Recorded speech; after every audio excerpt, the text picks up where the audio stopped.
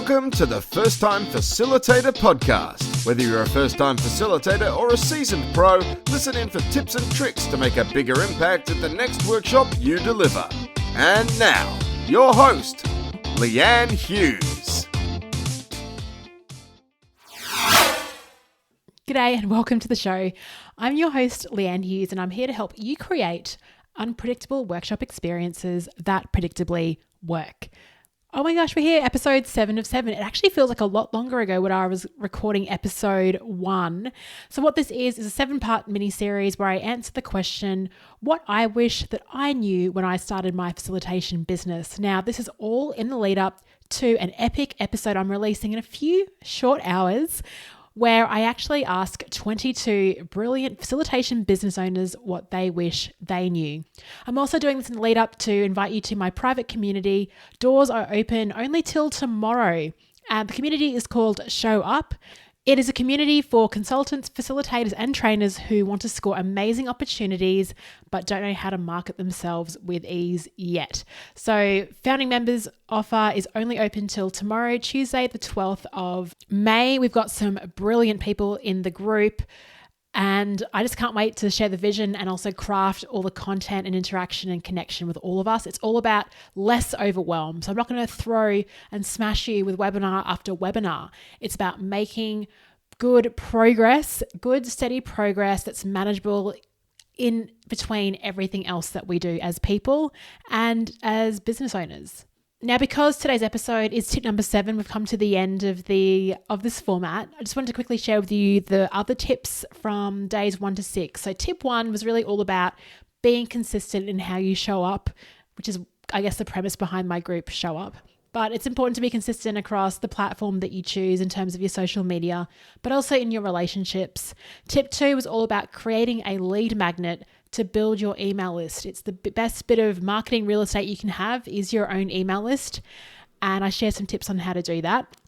Tip number 3 was all about being agile and recognizing that when you leave corporate, you've got to get rid of that corporate mindset, which is big and all encompassing, and realize that it is a real strength to be a one-man band, a one-woman band, a solopreneur operator. And I share the advantages of being agile in that episode.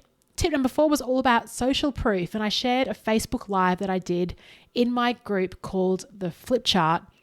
I was talking about how you can actually build credibility without showing off. So how do you do it through story? How do you do it in terms of the content that's on your website? All that stuff that you can sort of preempt so you don't have to get up there and spend the first 5 minutes of your workshop talking about how great you are. Tip number 5 was all about LinkedIn and my approach to posting content. Tip number 6 yesterday was about fiercely protecting your time and how I use my calendar a lot to protect that. So I book in time with myself, book it out certain days, and I book out certain hours of other days to manage that. So tip number 7, I could actually keep riffing on these tips for a while, and it's hard to pick my 7th tip, but I think I have to talk about it. Relationships. May sound obvious to you, but we do business with people. We don't do business with brands. And if I'm to reflect on all the amazing opportunities I've had in the last 18 months, it has always been because of a relationship. Someone that I have previously worked with, that I've had a great relationship with, that I've developed trust with because I was constantly showing up at work and delivering on what I said. A lot of the time, the people that you work with, we might undervalue them. But it's been my greatest source of referrals because you work really closely with them. You build your brand through, again, delivering the work, over-delivering, we hope. And they don't stay at the same company either. In fact, they go to other organizations. And so when they need to look for a facilitator or a trainer or a consultant, someone that they trust, they'll go back to someone that they've worked with who they know can get the job done.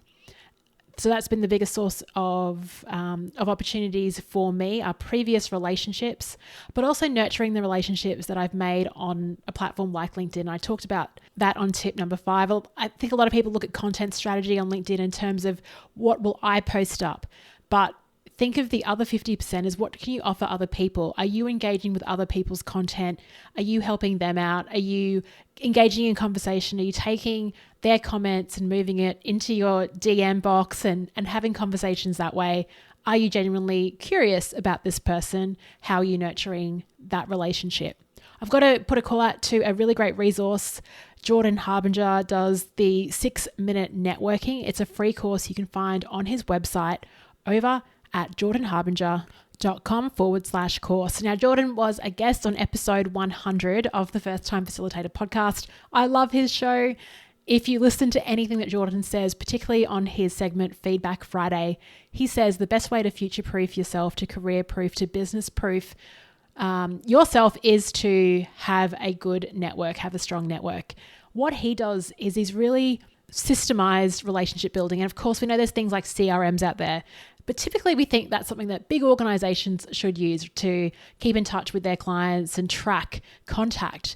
But he says you should use it for your own individual businesses and actually have a system of regularly reaching out to people, reconnecting with people that you haven't spoken to in some time, and doing that methodically. So I recommend that program. It certainly helped me. I go in waves of doing it. Sometimes I'm really good at it. And as I'll share in this afternoon's episode release, or whenever you're listening into the show, in episode 120, what I talk about is when you're really busy delivering client work, you get into that headspace and it takes a lot of effort to switch out and do the things like the reconnecting, the content creation, all of those consistent things that you should be doing because you're so focused on the work.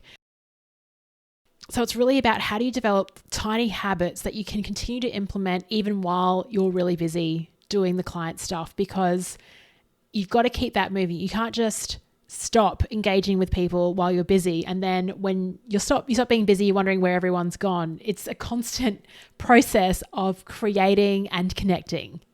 If there's an action that I can encourage you to do after listening to this podcast is I want you to reach out to someone that you used to work with. It might not be in your current job, it could be at a previous company, and just send them a message, whether it's an SMS or on something on LinkedIn. Just go, hey, I was just thinking about you. I hope that you're well, just checking in to see how you're going.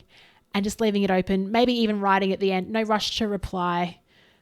Because people kind of get a bit weird, and Jordan talks about this when you message them out of the blue. They're like, what, is this person trying to sell me something? So just keep it really high level, maybe check in, ask them if you know their family or what they're interested in, maybe add that into the sentence. But I do encourage you just to reach out to one person. And that's an example of some of the tips that I'll be sharing, tips and actions that will be sort of wanting to keep each other accountable in my new private community called Show.Up, which you can find out more information about over at leannehughes.com/invitation. I'd love to invite you to show up. Doors close tomorrow, Tuesday, the 12th of May, 2020, and I should reopen them every sort of few months. I'm thinking quarterly enrollment into that. I hope today's episode and the last 6 have been helpful for you, and I can't wait to release an episode where I bring the 22 facilitators all together to share what they wish they knew when they first started. If you're more into the facilitation content, don't you worry, because I'll be bringing regular interviews back on Monday every week, where we'll again be doing deep dives into how to make our workshop activities more engaging, tips for having conversations with clients, awesome icebreakers, and everything else. Have a wonderful day, facilitators.